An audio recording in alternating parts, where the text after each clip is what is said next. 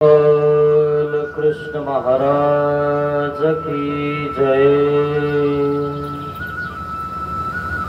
लीळांचे चिंतन घडावे,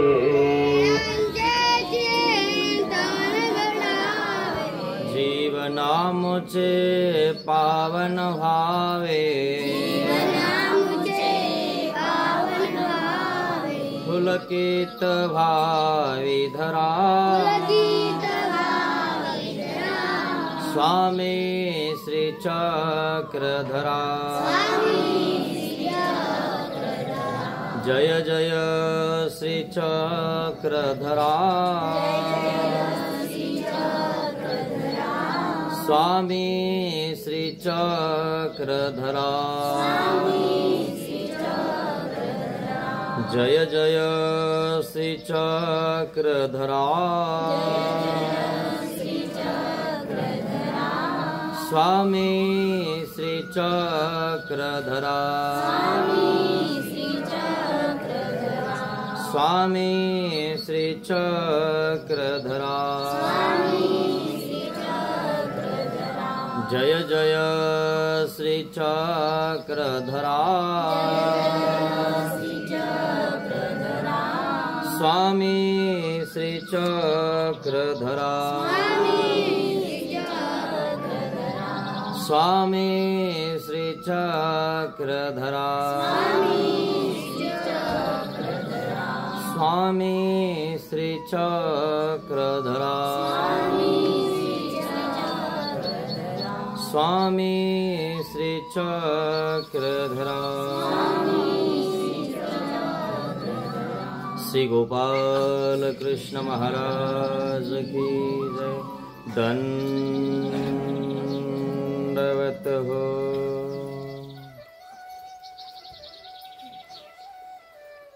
महानुभाव शिदोरी आश्रम निपाणी, छत्रपती संभाजीनगर। हा आश्रम अंजनगाव सुरजीजवळ टाकरखेडा मोरे या ठिकाणी आहे। या ठिकाणी आपण शिदोरी सत्संग करत आहोत।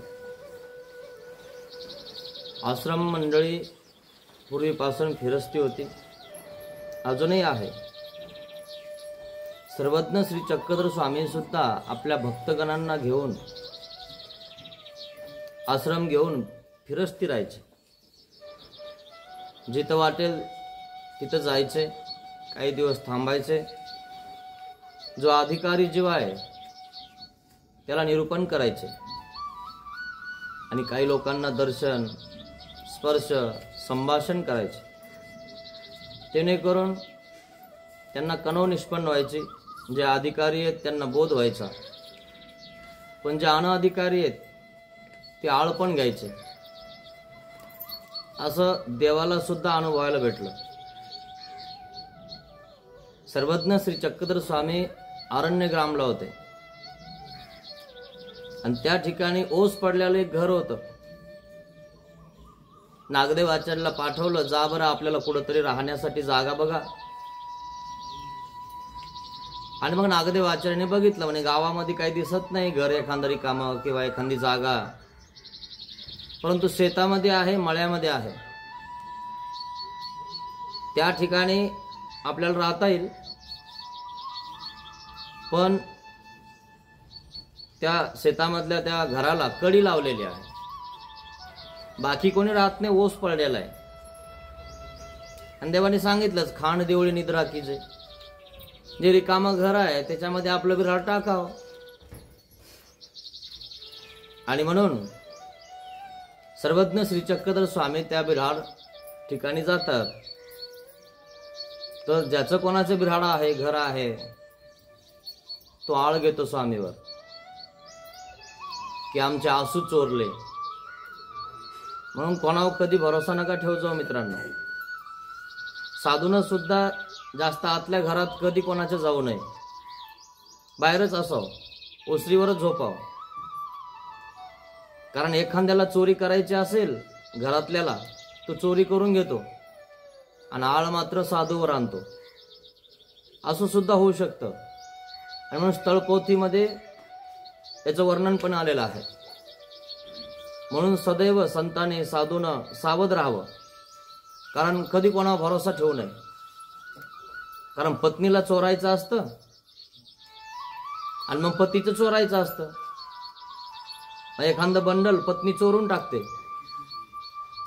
आणि मग ती म्हणते नाही मी काय घेतलंच नाही. मग कोण आलं इथं? नाही मग रात्री आपली इथं बाबा होते म्हणे. असंही होऊ शकतं.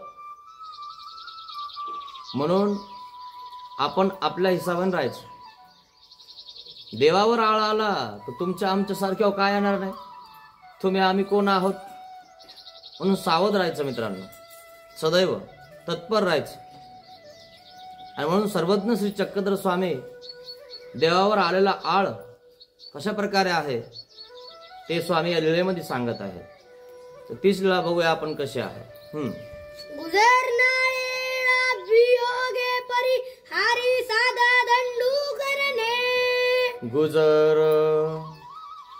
गुजर नावाचा कोणी आहे आणि त्यांनी एक नारळामध्ये त्यांनी असे पैसे ठेवलेले आहेत. नारळ असं वरती थोडंसं होल पाडून गल्ल्यासारखं. आपण नाही का गल्ला करतो. पूर्वी नारळासारखे गल्ले असायचे असे मडके आणि त्याच्यामध्ये मग 1-1, 2-2 रुपये काहीतरी टाकायचे. आताही भेटतात ते. पण त्यांनी काय केलं होतं नारळामध्येच पैसे टाकत होता तो.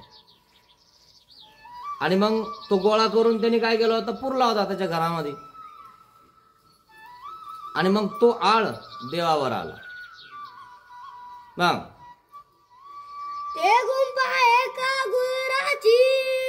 मग ज्या गुंफेमध्ये देव गेले होते ती कोणाची होती? एका गुजराची होती. गुजर लोक त्यांची होती. त्यांचं ते घर होतं. त्या ठिकाणी तो राहत होता. कधी तिकडे राहायचा कधी इकडे राहायचा.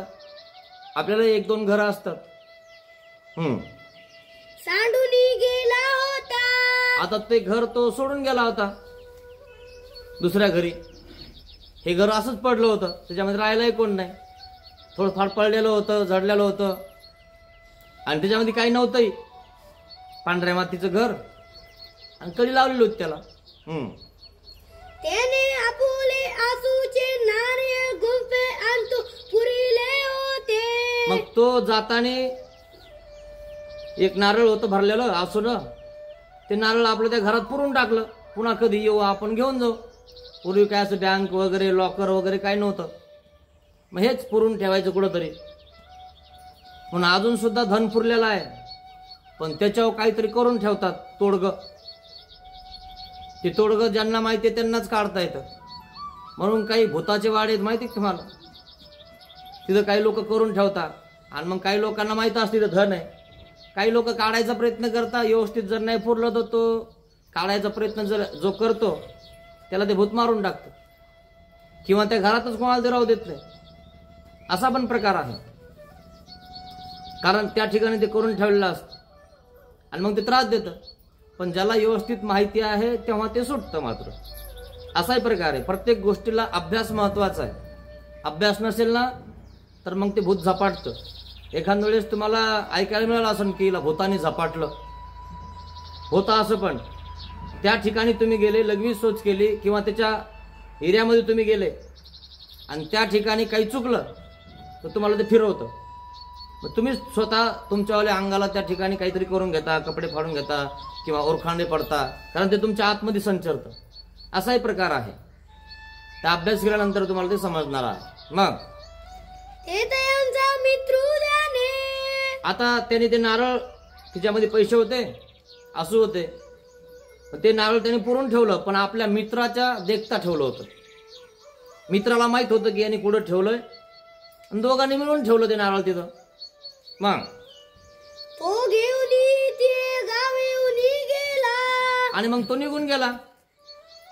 ज्यांनी ठेवलं पण मित्रासोबत ठेवलं तो गुजर निघून गेला आणि मित्राला समजलं. म्हणजे मित्राने पाहिलंच होतं की इथं ठेवलेलं आहे.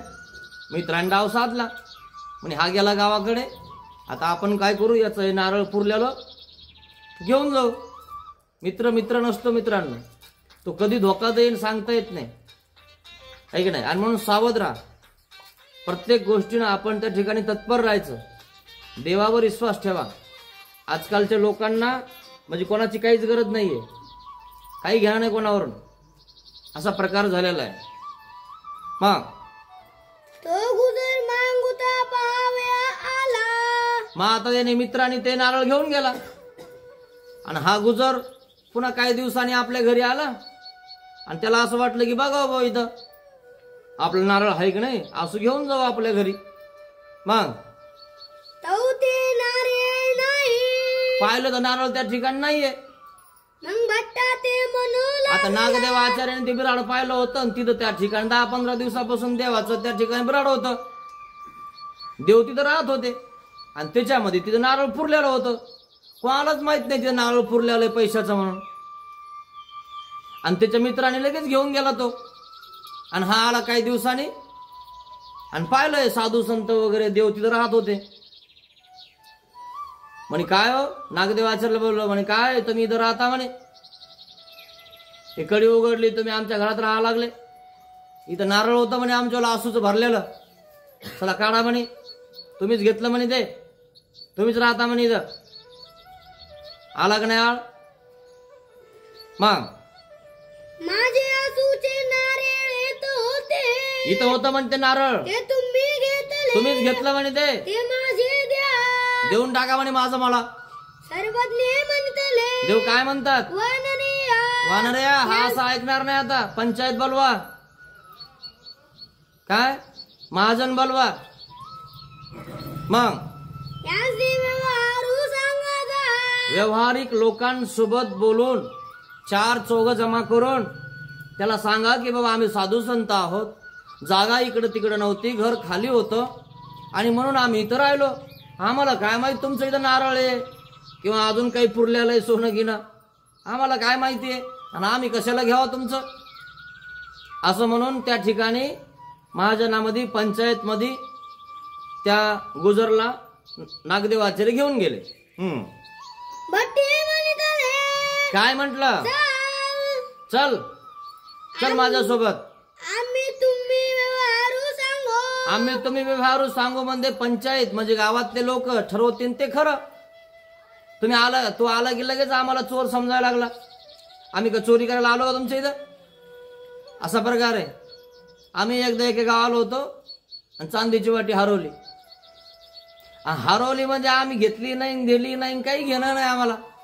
त्याच बाईनं आणली गंधाक्षता लावायला आणि तीच कुठतरी ठेवून दिली आणि आल्यावर म्हणते मग चांदीची वाटी हरवली, चांदीची वाटी हरवली. मी आलो, आम्हाला चांदीची वाटी नको काही नको, तू बघ मला कुठं ठेवली. आणि सगळ्याकडे बघायला लागले, आमच्या बायाकडे माणसाकडे, आणि मग तिच्याच पिशवीत सापडली. असे लोक आहे.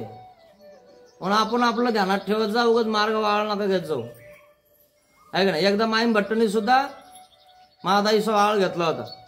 2 आसू गेले म्हणे आणि माईम भट्टाच्या पत्नीनं 2 आसू काढले होते.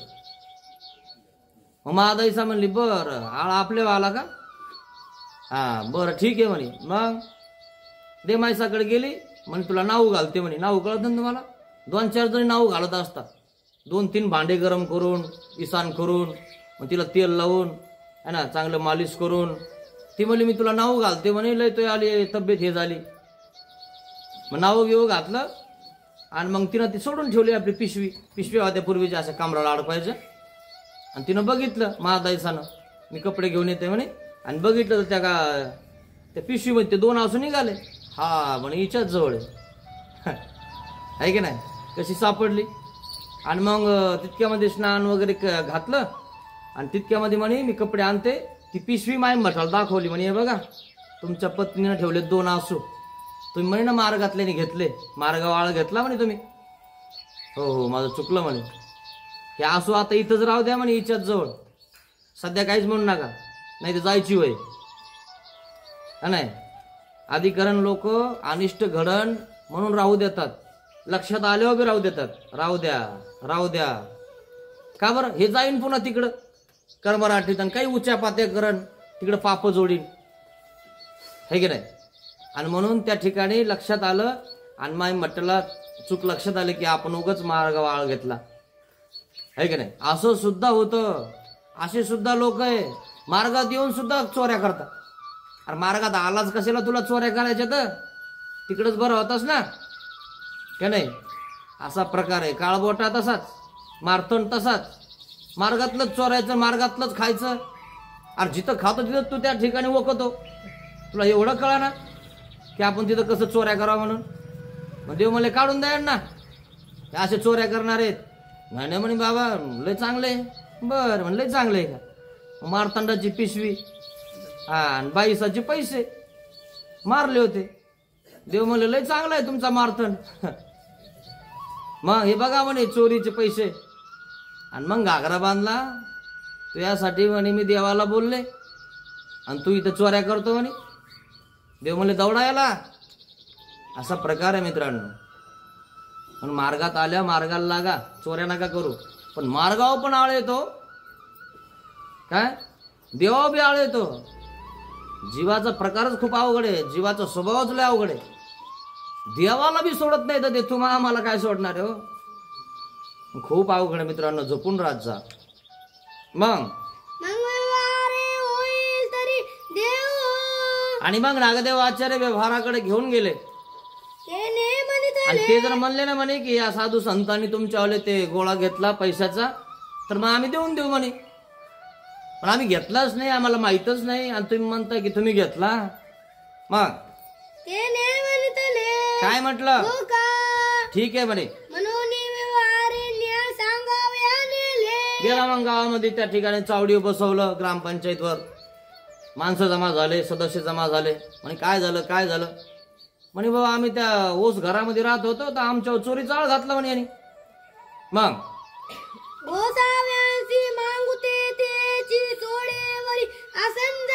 आणि देव त्या ठिकाणी बसलेले होते त्या सोंडीवर.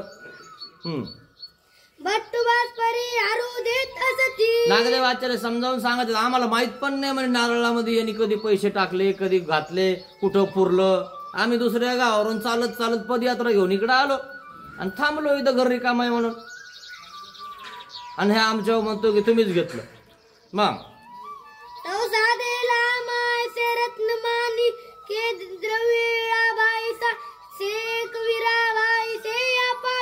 मग या 5 जणी साधा, रत्नमालिका, द्राविडबाईसा आहे ना, ह्या सगळ्या जणी तिथं होत्या त्या भागामध्ये. तितक्यामध्ये त्या देवाकडे आल्या. मग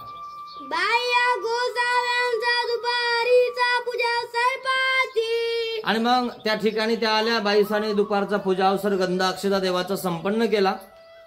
आणि मग त्या आल्या आणि देवाच्या समोर बसल्या आणि देवाचा अवसर बघितला. बसल्या येऊन. अंकुलनेरा म्हणजे एक गाव आहे आणि त्या गावाला ह्या 5 जणी भिक्षेला गेल्या. भिक्षा करून आल्या. केली भिक्षा. जेवण चालू आहे. हंसराजा बाईसाजवळ होती. त्या 5 बाया देव उदयाची गोसाव्यांच्या दर्शना येतील. आणि मग त्या 5 बाया देवाच्या दर्शनाला येणार आहेत. आल्या सकाळी सकाळी.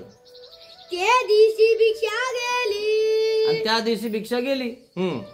भिक्षा केली. जेवली. जेवण झालं. एका घरात निद्रा स्नाना गेली. आणि मग एका घरामध्ये त्या ठिकाणी कोणाकडे तरी निद्रेसाठी झोपण्यासाठी त्या गेल्या.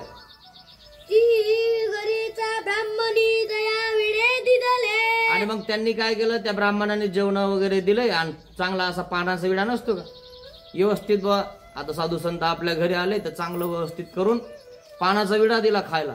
आई घ्या पान वगैरे आहे ना. आताचे लोक विडा घेतात, चुना लावता आहे की नाही. कोणाला लावता काय माहिती. मग आणि मग त्यांनी काय केलं, 2-4 जणीनं खाल्लं ते पान. पण साधाने खाल्लं नाही. म्हणे देवाला देईन मी, मला भेटलेलं आहे ना ते देवाला वाईन म्हणे. मग साधाने आपला विडा जपून ठेवला. म्हणे देवाकडे जायचंय ना, देवाला देऊ म्हणे आपण विडा पानाचा. मग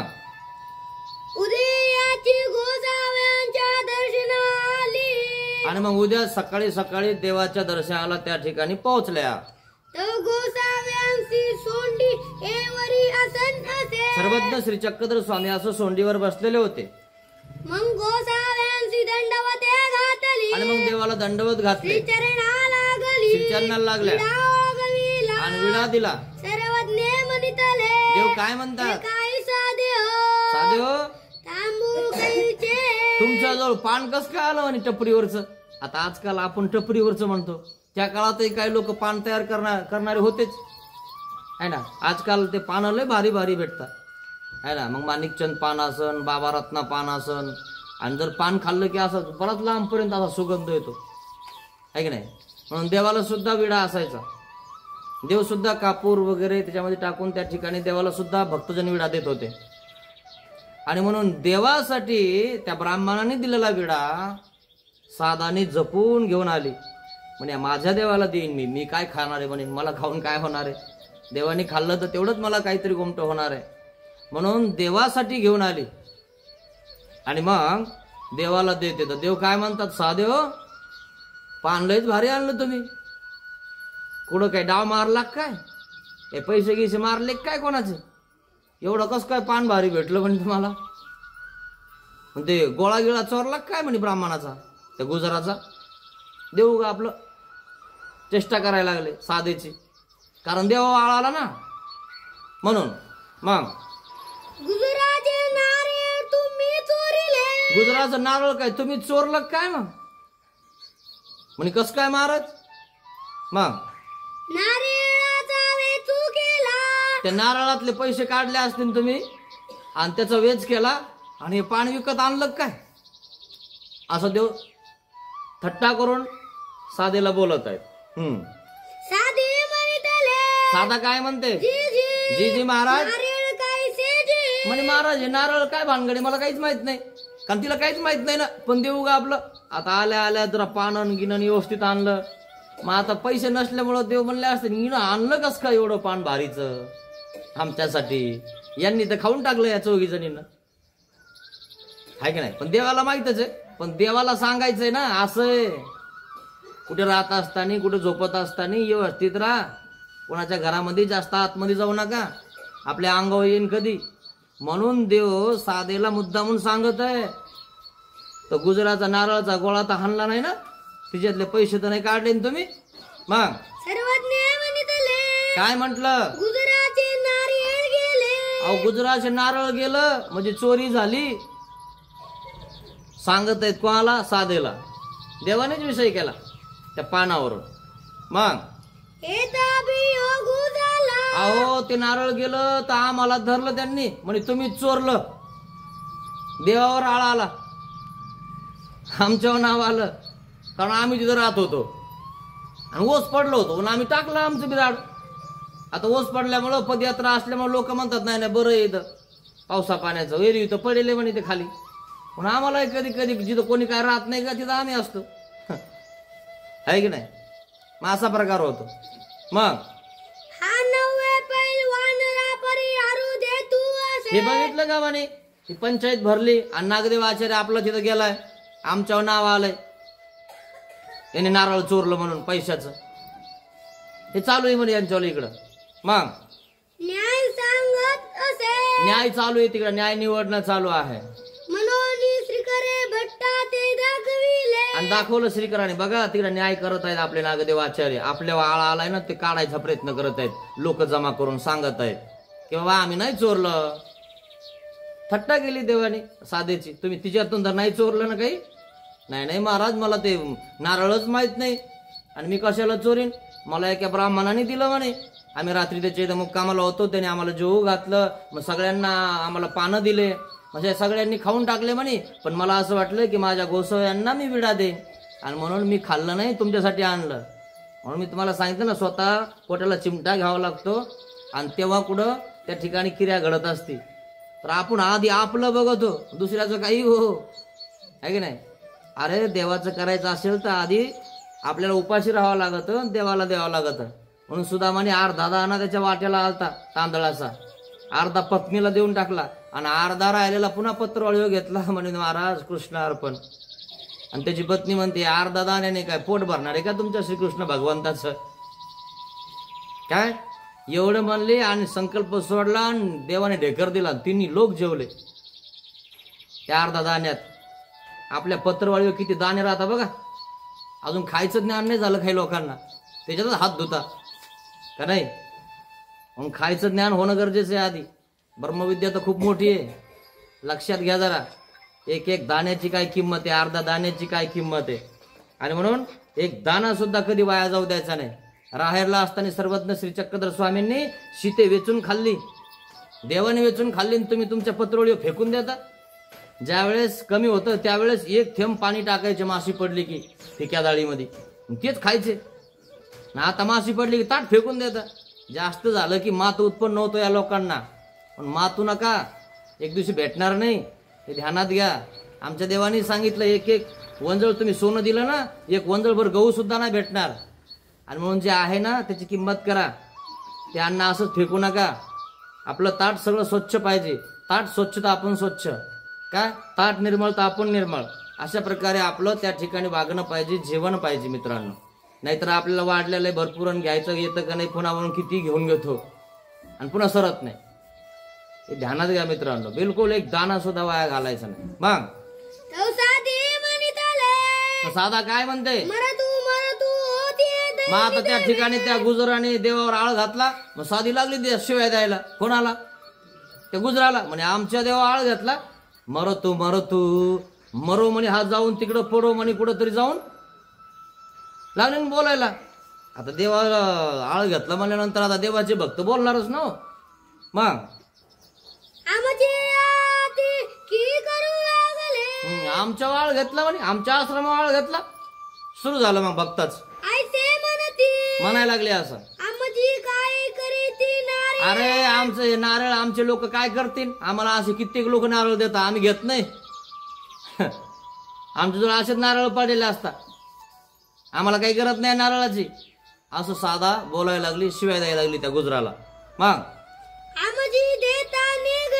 आम्ही दिल्यावर बी घेत नाही, काय दिल्यावर बी नाही घेत मित्रांनो. खरंच आहे, काय गरज आहे. मग साधा दुःख करायला लागली. महाराज म्हणे आपल्या आळ घेतलाय है ना, एवढा मोठा आळ, देवा आळ घ्यावा का, देवाला सोडत नाही लोक. मग काय म्हणता देव, अहो साधे असं बोलू नका, चांगलं नाही. तुम्ही साधू आहात, कोणाचं मरण चिंतन चांगलं नाही. मरतो का पडो का, बिलकुल आपण कोणाचं मरण चिंतायचं नाही. मग तुम्ही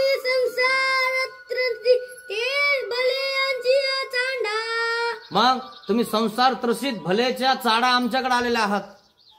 आणि ते बिचारे संसारामध्येच आहेत, अभिलाषी आहेत, मग स्वार्थी आहेत. त्यांना कुठं एवढं कळतं की कोणावर आळ घ्यावं कोणावर नाही. आपला स्वार्थ पूर्ण झाला का झाला हेच माहिती आहे त्यांना. पण तुम्हाला माहिती आहे ना की आपण कोणाचं मरण चिंतू नये. मग आणि तुम्ही आम्हाला शरण रिगाले आहात आणि तुम्ही शिव्या देतात त्यांना, चांगलं नाही. देऊ नका शिव्या त्यांना.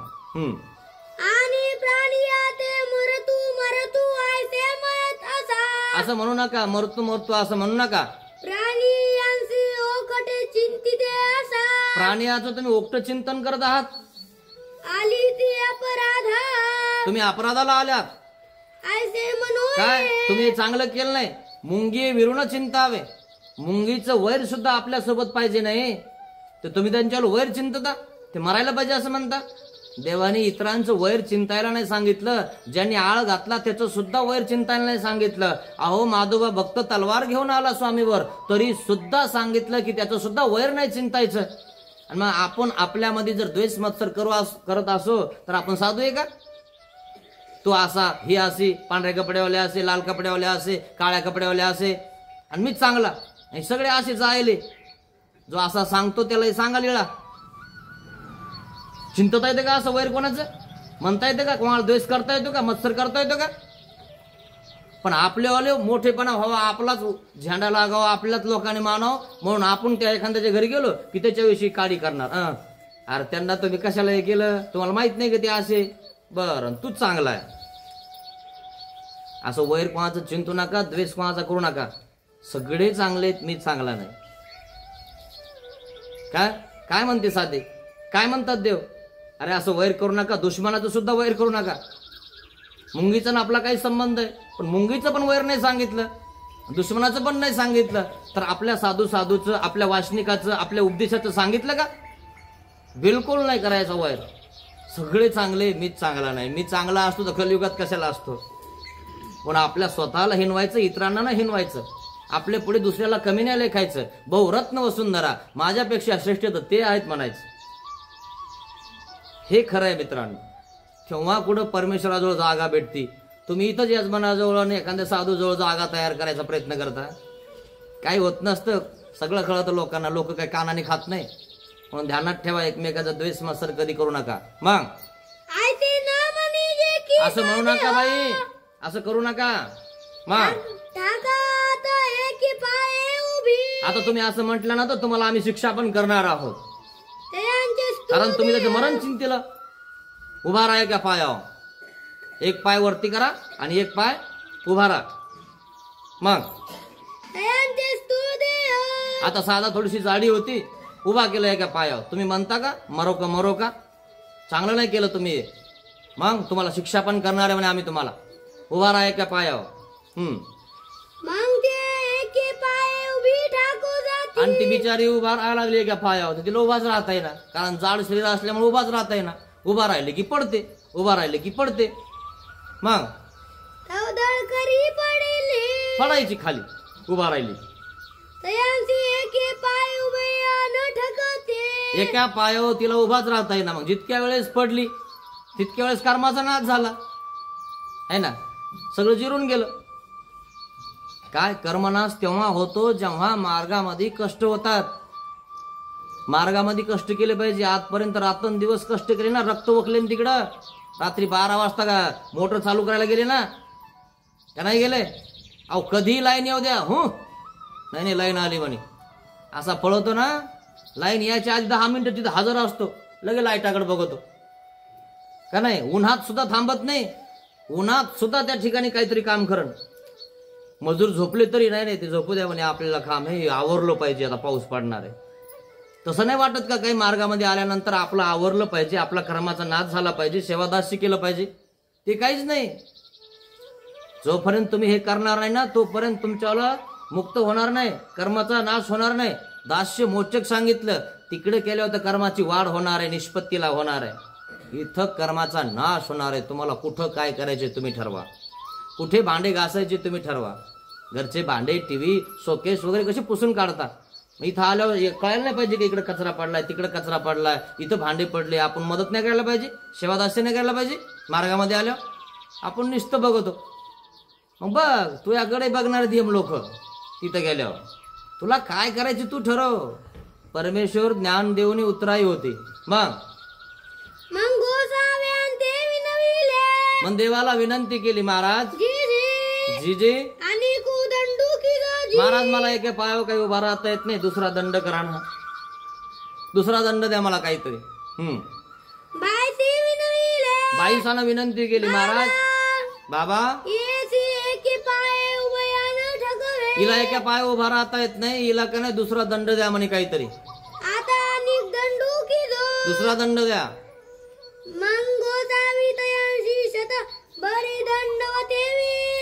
देव म्हणले 100 दंडोत घाला. आता ती जाडी होती त्याच्यामुळे तिला 100 दंड घालणं सुद्धा अवघडच व्हायचं. इथं 5 घालत नाही, काही लोक 2ही घालत नाही. बाबा म्हणे बरं मला राहू दे, नका घालू. आजपर्यंत तिकडे किती घातल्या यार जाड्या है ना. तेव्हा नाही कळालं की बाबा आपण दंडोत आधीच घालून घ्यावा. सगळे हातपाय मोडले, गुडघे गेले. तेव्हा बाबाची देवाची आठवण येते. बाबा जेवणपणात आली का? थोडीफार तर यायला पाहिजे होती ना. देव करायचं टाइम एक काय म्हणे असं जवानपणात काय मग नुसते भांडणं आणि दलालेच करायचे का? चोऱ्याच करायचे का? अरे जवानपणात पण देव धर्म करा, चिंतन करा, स्मरण करा. तेव्हा आपल्या कर्माचा नाश होईल. मग म्हातारपणी त्या ठिकाणी लवकर आवरण आपलं. जसं आपण म्हणतो की नाही आवरलं पाहिजे आपल्या शेतीतलं, पेरणी करायची का नाही.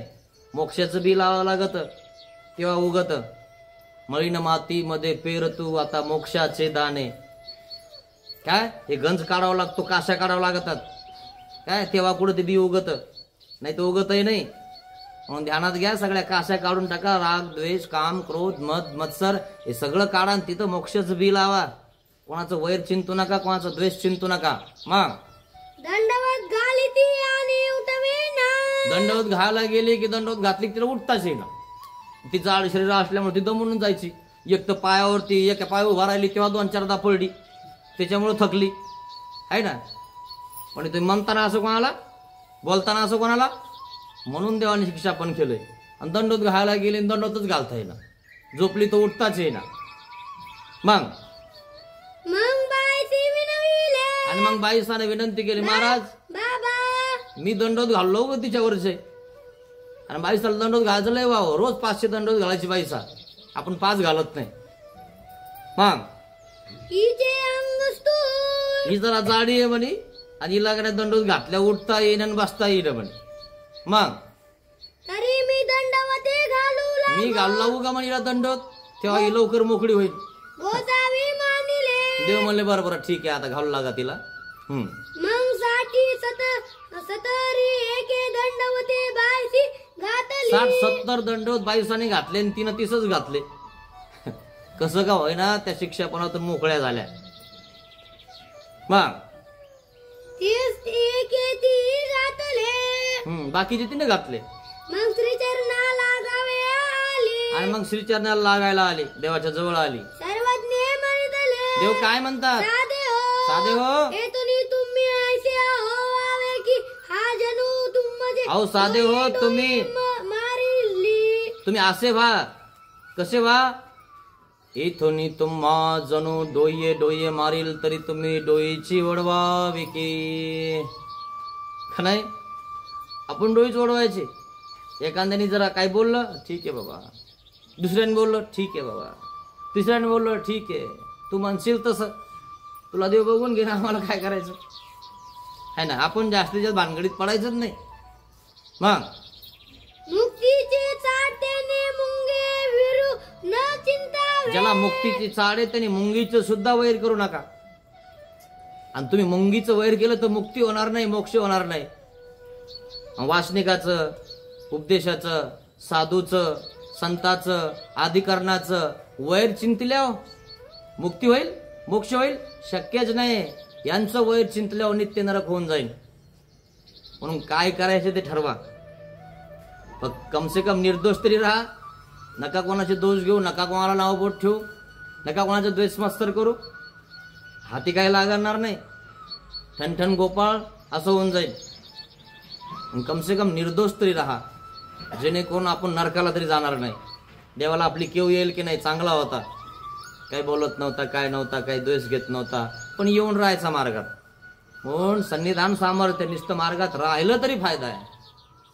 बाकी तुमचा प्रश्न आहे, तुम्हाला काय करायचं. मग साधे श्रीचरणा लागली. आणि मग साधा श्रीचरणाला लागली. आता मग हे झालं, मधामध्ये शिक्षा पण केलं आणि तिकडे ते चालूच होते यांची मीटिंग ग्रामपंचायत लोकांसोबत, गावातल्या लोकांसोबत. यांनी चोरलं म्हणून नारळ. नागदेव आचार्य म्हणतो नाही नाही, आम्हाला माहितच नाही ते नारळ गिरळ काय आहे यांचं आणि कशात पैसे ठेवले, आम्हाला काय माहितीये, आम्ही बघितलं ते ओस पडलेलं होतं म्हणून आम्ही थांबलो म्हणे तिथं. मग आम्हाला माहित पण नाही की नारळामध्ये पैसे ठेवत असतात म्हणून, ऐकलं बी नाही आम्ही कधी. आणि हे म्हणतात नारळ यांनी घेतलं आणि त्याच्यामध्ये मग पैसे होते, ते गुजर म्हणतो. मग आणि हा ओस पडलेली श्री गुंफा आहे आणि हा सोडून गेला आणि म्हणून आम्ही तिथे गेलो. आम्हाला काय माहिती याची, आम्हाला काय माहिती हा आमच्यावर नाव घेणारे, आळ घेणारे, आम्ही गेलोच नसतो तिथं. पण पडलेली आहे बा, कोण राहत नाही म्हणून गेलो. मग गावाच्या देखता त्या ठिकाणी पंचायत मध्ये त्या ठिकाणी नागदेवाच्याने परिहार दिला की आम्हाला हे माहित सुद्धा नाही काय भानगड येतं. मग गावातले काही हुशार लोक होते, ब्राह्मण लोक होते, म्हणे साधू संत याला नारळ माहित नाही काय नाही, त्यांची दिंडी आली आणि चालली होती पुढच्या गावाला आणि हे अचानक तिथं थांबले आणि हा तिकून आला आणि यांच्यावर नाव घालतो म्हणे. याच चुकलंय म्हणे, यांना काय माहिती म्हणे या नारळ कुठं पुरून ठेवलंय, काय केलंय. लोक गावातले काही येडे थोडंच असतात. मग हंगा हे काय करीती तुझे नारी. कशाला रे पण यांच्या आळ घेतो, माहितीये का तरी यांना तुझ्या नारळ आणि काय करते नारळ घेऊन तू. मग तू यांच्या गोसाव्यांपाशी आहे. एक काम कर म्हणे तू आता, म्हणे काय यांचे देव आहे ना, हा खूप मोठे परमेश्वर आहे, मग यांच्या देवाजवळ तू जा शेण माती लावून आणि त्यांना माफी माग. महाराज माझं चुकलं, मी तुमच्या आळ घेतला, तुम्ही माझ्या घरी आले, माझ्या घरामध्ये राहिले, मला उलट लाभ झाला, तर मी तुमच्या आळ घेतला आहे ना, हे चांगलं नाही केलं. आणि म्हणून तो शेण माती लावून जातो देवाजवळ, माझं चुकलं म्हणून. अहो भिक्षा करताना एखादा भिक्षुक जर तुमच्या वट्यावर बसला तर त्याचं गोमटं इतकं अवर्णनीय आहे, अवर्णनीय, नुसतं वट्यावर बसल्यावर. आणि त्या वट्यावर बसल्यावर जर बाईनं जर त्या वट्यावालीनं जर पाणी आणून दिलं त्या भिक्षुकाला तर त्याचं गोमटं किती आहे. आणि जर समजा भिक्षा झालं नाही मुळे उन्हामुळे तिथं बसला आणि जर तिनं एक भाकर आणून दिली, भिक्षा दिली, तो कैसने गोमटे आहे ना, अवर्णनीय गोमटा आहे ते. आणि ज्याच्या घरात राहिले आहे देव 15 दिवस राहिले आणि तिथं राहिल्यामुळं गोमटं त्याला किती झालं, त्याला अवर्णनीय ते गोमटं. पण ह्या भाऊनं देवावरच आळ घेतला आहे ना, असा प्रकार झाला. आणि म्हणून त्या ठिकाणी गावातले लोक म्हणतात, बाबा ते कशाला घेतील, तू काय कर म्हणे, देवालाच विचार मोहन नारळ कुठे, देव सांगतील म्हणे तुला. मग शेण माती अंग मग मा कोणी आडपड. जा शेण माती लावून आडपड म्हणे देवाला जाऊन, तो तयान ते पूज. जा विचार देवाला जाऊन. मग तिचे तुझे या नारळांची सुधी सांगतील. आणि मग तुझ्या नारळाची शुद्धी ते देव सांगतील. जा शेण माती लाव. भटवास पुढा आले. नागदेवाचार्य पुढे आले आश्रमामध्ये, गोसाव्यांस दंडवते घातले. देवाला दंडवत घातले, विचारणाला लागले व्यवस्था सांगितली. आणि मग पूर्ण व्यवस्था सांगितली. महाराज असं असं झालं. मग तो आला आणि तितक्यामध्ये तो शेण माती लावून लगेच आला देवासमोर. शेणे माती अंग माखिले. शेण मातीनं सगळं अंग भरून घेतलं. महाराज चुकलं माझं, मी तुमच्या आळ घेतला. गोसाव्यांसी आत पडिला. देवाच्या आड पडा पुढे झोपला. जी जी महाराज बोलू लागला. महाराज मला बोल लागला, मी तुमच्या आळ घ्यावा, साधू संतावा आळ घ्यावा, मार्गावा आळ घ्यावा. तुम्ही माझं भाग्य उद्याला आणलं, माझ्या घरी तुम्ही राहिले, हे तर माझं भाग्य किती मोठं आहे. आणि तुम्ही राहिले तर माझ्यावर तुम्ही उपकार केला असं म्हणावं मी, तर मी उलट तुम्हाला म्हणतो माझं चोरलं. महाराज हे चुकलं माझं, मी शेण माती लावून आलो, मला प्रायश्चित द्या, मला क्षमा करा. हा गुजर म्हणत आहे आता देवाला. मग माझ्या नारळाची शुद्धी गोसावी सांगावी. महाराज आपणास विनंती आहे, माझा प्रायश्चित स्वीकार करा. आणि माझं नारळ कोणी घेतला असेल ते मला सांगा, करावी. कारण तुम्ही सर्वज्ञ आहात, परमेश्वर आहात, सर्व जाणते आहात. आणि माझ्यावर नारळ ज्यांनी घेतले त्यांनी आपणच सांगा म्हणे कुठं आहे तर. मग करावी. सर्वज्ञ म्हणितले. देव काय म्हणतात, महात्म्य हो. महात्म्य हो. उठा. आता बघा देवावर आळ घेणाऱ्या व्यक्तीला देव काय म्हणतात, महात्म्य हो. पाहिलं का, देवावर आळ घेतलाय, देवाला वापस बोलला, तरी देव काय म्हणतात, महात्म्य हो, तुम्ही महान आहात, उठा. खरं की नाही. आपण तर लगेच आरे म्हणल्यानंतर काय रे बघू कर तुला, लगेच भायावर करायचो आपण. मला बोलतो का तू, बघू जरा तुझ्याकडे. खरं की नाही. महात्म्य म्हणतो का आपण त्याला, पुन्हा बोलतो का, हे त्याला बोलत नाही मी, हे त्याचं आहे का, मी येत नाही. अरे एवढं काय झालं तुला का नाही, नुसतं तोंडावर तोंड पडत नाही त्याला बरं वाटत नाही. आणि देव त्याला महात्मा म्हणत आहे. द्वेष मत्सर हे विसरून जा एकमेकातले. आपण अच्युत गोत्री आहोत, द्वेष मत्सर करायला इथं आलेलं नाहीये. मग काया पाखाळा. आणि देव म्हणतात जा ही काया पाखाळा म्हणजे धुवून या. मग तो गेला. मग त्या ठिकाणी अंग धुवून आला आणि मग देवाजवळ येऊन बसला. सर्वज्ञ म्हणितले. मग देव त्या गुजरला सांगत आहेत ज्यांनी आळ घेतला होता, काय म्हणतात, हे बघा आम्ही सांगितलं ते तुम्ही करणार का, जरी कराल तरी तुमच्या नारळाची शुद्धी सांगितले. तुमच्या नारळाची शुद्धी होईल, पण आम्ही सांगतो ते करा.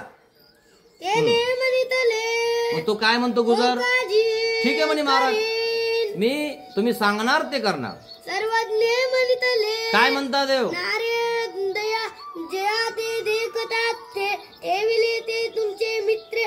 तुम्ही नारळ ज्याच्या देखता ठेवलं ना तो तुमचा मित्र आहे, जिगरी मित्र. लोक काय म्हणतात, जिगरी मित्र आहे माझा. असं मित्र आहे बघा जिगरी आहे ना. मग काय करा म्हणे, त्या जिगरी मित्राला तुमच्या जाऊन विचारा है ना, किंवा जिगरी मित्राच्या घरी जा आणि तो गावाला गेलेला आहे आणि त्याच्या आईला विचारा आणि त्याच्या आईला खून सांगा की माझा मित्र आहे आपला मुलगा, आणि माहीतच आहे आईला मित्र आहे म्हणून माहीतच असतं म्हणे, माझ्या मित्राने आमक्या आमक्या ठिकाणी आमक्या आमक्या उतरंडीत आमक्या आमक्या डेऱ्यात नारळ ठेवलेलं आहे, तो म्हणला की घेऊन जा, म्हणजे त्यांनी सांगितलं मला की तू काय कर ऐकून घेऊन जा. खून सांगितले, आईला पटलं, खरं की नाही, आमक्या उतरंडीत ठेवले ना आमक्या डेऱ्यात, ते बराबर सापडलं म्हणे बराबर आहे. त्यांनी सांगितलं याचा अर्थ याला माहीत झालं आणि सांगितलं देवाने, कशी चोरी उघडी पडती. मग आपुले माते हाती ठेवू दिलेले असे, त्याच्या आईजवळ त्याने दिलेलं आहे नारळ. तो गा गेला असे आणि तो गावाला गेलेला आहे. तयांचे माते ते म्हणावे, आणि त्याच्या मातेला म्हणजे त्याच्या आईला विचारा, तुमचे पुत्रे अमुके तमुके उतरंडी आडे आडी नारळ आहे, आमक्या तमक्या उतरंडीत आमक्या डेऱ्यात नारळ आहे असं सांगा. आणि देवानी खून सांगितली पक्की. हे देव विले असे, आणि तो म्हणला की देऊन टाका. हे खून सांगावी आणि पण ही खून सांगा, देईल. ही खून सांगितली की ती आई लगेच तुमच्याजवळ नारळ काढून देईल.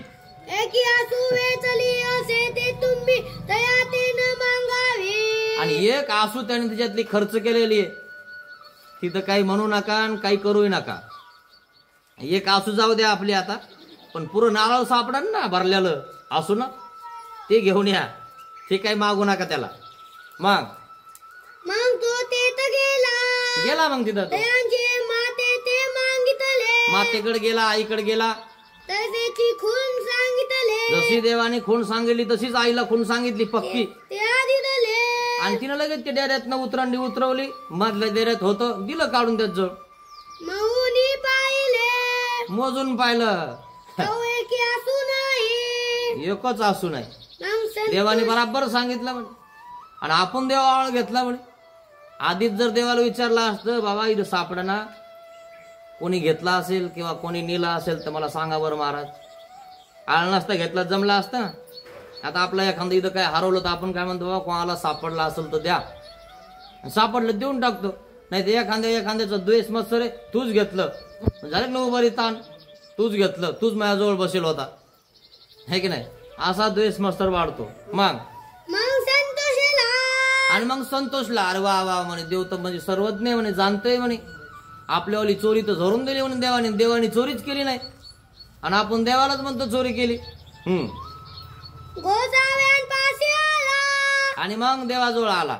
मग गोसाव्यान लागुनी पाहिली एकी कणी. आता चमत्कार की नमस्कार आहे ना. आता देवाने आपलं एवढं केलं, एवढं सापडून दिलं, मग थोडीशी पंगत बिंगत द्यावा बुवा देवाला, शिदा आटा आहे ना, जरा बरं वाटलं त्याला, खरं वाटलं त्याला. खरं वाटलं की माणूस करायला लागतो. मग आपलं एक पायलीभर आपलं तांदूळ आणले, पायरीभर गहू आणले, मग काय काय आणतो पुन्हा.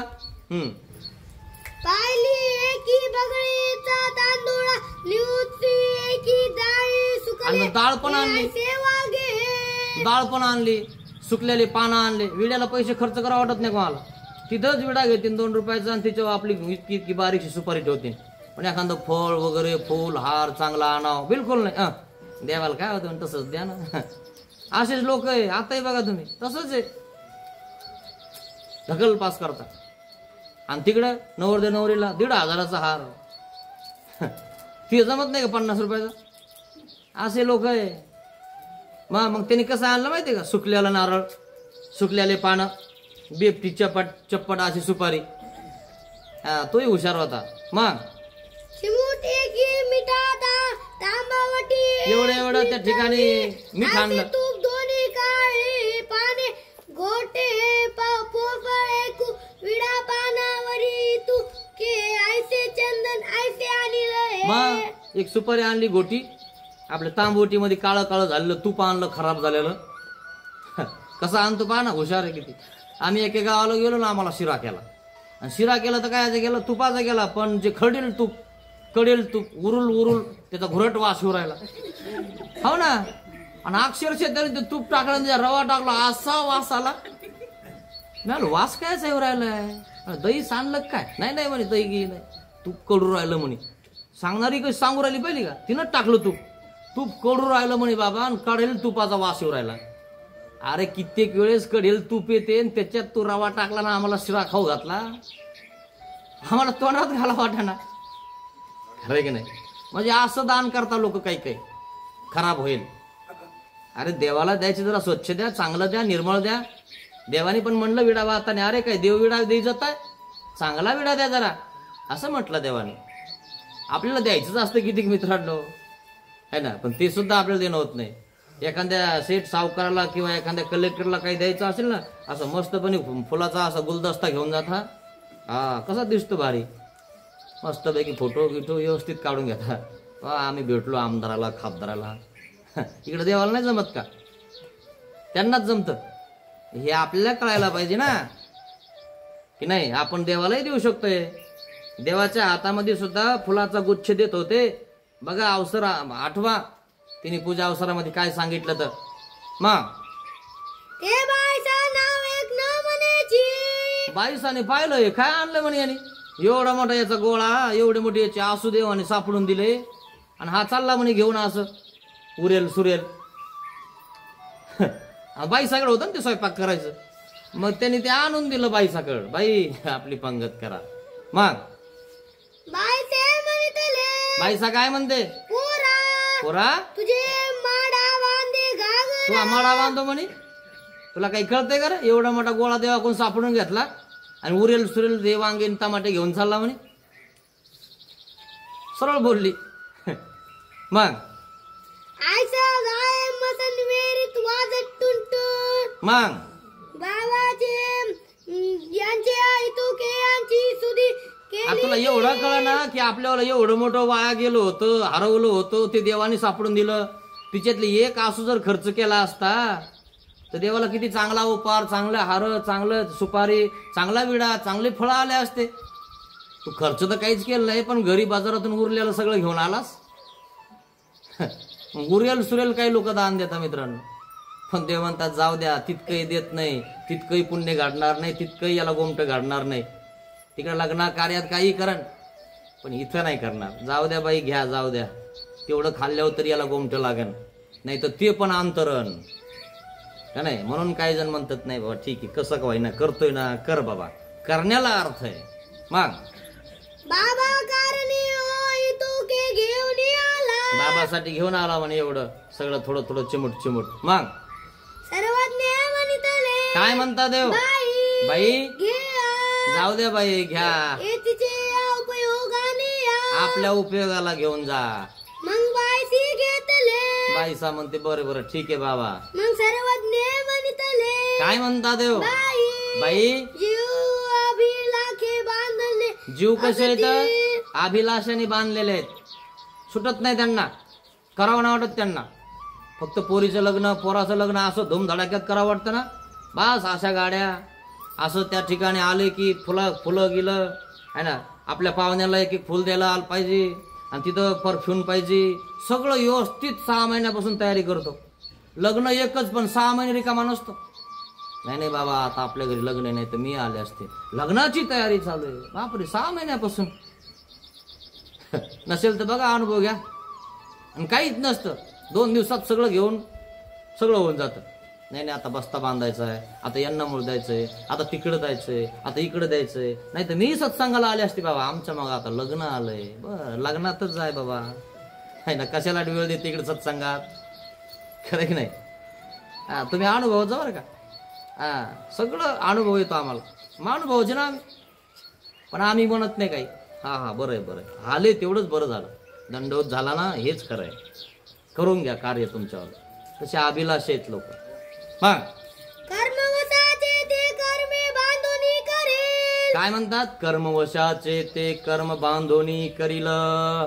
कर्मवशाचे आहे ना, नसलं ना तुम्हाला सांगतो, व्याजाने काढता लोक पैसे, पण असं लग्न करता का नाही थाटात, लग्न का पुन्हा होणार आहे काय म्हणे. है ना. मग असं घरदार विकून करायचं असतं का? असं करतो की विचारूच नका. मग फेडत बसतो आपलं 10 वर्ष, तेच करतो. पण असा योग आलेला आहे, साधू संत आलेले आहे, पुन्हा येतील नाही येतील व आपलंही त्यांच्या ठिकाणी काही घडलं पाहिजे, काही परिवेशन झालं पाहिजे असं त्याला कधी वाटतं आहे ना. पण त्याला वाटलं, पण जेव्हा देवाचा गुण त्याला दिसला, चमत्कार दिसला, तेव्हा वाटलं आणि तेव्हा तो घेऊन आलेला आहे.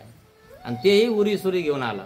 मग देव सर्वांचे देव वै, साचे ते तिचे प्रवृत्ती होईल की बाई. दैव वसाचे म्हणजे दैव राहाटीचे, आमच्या प्रवृत्तीनं त्या ठिकाणी त्याला थोडं घडतही घडू द्या, घेऊन घ्या म्हणे जसंही तसं, कसं का होईना त्या ठिकाणी शिजून घ्या आणि खाऊन घ्या. तेवढ्याने खाल्ल्यानंतर त्याचा अधिकार बांधेल, अनाधिकार नसेल. आणि कालांतराने त्यालाच असं वाटेल की अरे एवढे मोठे देव, एवढे मोठे संत महंत आहे ना, त्यांना कोणी काय देत नाही, पंचपक्वान द्यावी अशी त्यांची पात्रता आहे, आणि आपण त्याला असे सुकलेले वांगे, सुकलेले टमाटे असं खाऊ घातलं. अनुभवलं येतं मित्रांनो नंतर. अशा प्रकारे सर्वज्ञ श्री चक्रधर स्वामींनी सांगितलं, जाऊ द्या बाई, घ्या जे आहे ते, त्याला गुमटं घडण तेवढं तरी, नाही तर एवढंही द्यायचं नाही. असा प्रकार आहे. आणि म्हणून मित्रांनो, कधी कोणाला द्यायचं असेल तर स्वच्छ निर्मळ मनाने, उदार अंतकरणाने दिलं पाहिजे. अशा प्रकारे जरी कोणी आपल्याकडे आलं, कधी काही झालं तर त्या ठिकाणी साधू संत किंवा मार्ग यांच्यावर कधी आळगिळ नाही घेतला पाहिजे, आहे ना. आणि साधू संतांनाही हा नियम आहे की आपल्यावर आळ येईन असं आपण वागूच नाही, असं आपण त्यातपर्यंत जाऊच नाही, आहे ना. इकडंच आपलं दूर दूर राहावं, तिकडं घुसायचंच नाही. काय सांगता आपल्यावाली परीक्षा बघण्यासाठी किंवा तिला चोरायचं आहे म्हणून त्या ठिकाणी एखादं झुंबर इकडे तिकडे फेकून देईन, आहे ना. आणि मग आपल्या बाया जर 2-4 जर त्या घरामध्ये झोपलेल्या असतील, देईन झोकून झुंबर, आणि मग झुंबर झोकून देईन आणि मग त्या ठिकाणी पुन्हा ठेवून देईन आणि इकडे सोनाराकडे मोडून देईन. आणि ह्या 4 बाया गेली की आरडाओरडा करीन, हा मग झुंबर दिसना, मग झुंबर दिसना, मग रात्री इथंच काढून ठेवलं होतं, इथंच काढून ठेवलं होतं. मग रात्री बाया इथंच झोपल्या होत्या म्हणे, आहे ना, साध्वी बाया. मग गेल्या म्हणे इथपर्यंत, लगे गेले, हो म्हणे थांबा म्हणे, आमच्याला झुंबर हरवलं, आहे की नाही. असा आळ होतो. आणि ठेवलं इनच लपून, का नाही, कारण तिला तिचे पैसे घ्यायचे ना, तिला पाहिजे ना, असंही होऊ शकतं मित्रांनो. आणि म्हणून साधू संत वगैरे सगळ्यांनी आपण आपल्या हिशोबाने व्यवस्थित राहिलं पाहिजे. आपल्यावर असं काही आळ येणार नाही अशा प्रकारे आपण राहिलं पाहिजे. आणि आपणही खोटा आरोप कोणावर घातला नाही पाहिजे मित्रांनो, हे आपण सावध राहिलं पाहिजे. जर देवाला तुम्ही विनंती केली, प्रार्थना केली, जसं त्याने केली, तसं तुमच्यावाला जे हरवलंय, जे झालंय ते तुमचं तुम्हाला सापडून जाईल, आहे की नाही. अशा प्रकारे आजपर्यंत कोणा आपण आळ घेतला असेल, त्या ठिकाणी निर्मळ न देता अस्वच्छ दिला असेल, उदारांतकरणाने आपण क्रिया केली नसेल तर देवाला क्षमा मागा. पतित पावन दीन दयाळा, दया करी रे स्वामी, अज्ञानाने घडले पातक, म्हणून पापियामी, दया करी रे स्वामी, जामनाने पाप कल्पिले, हे मन तुला दिले मी,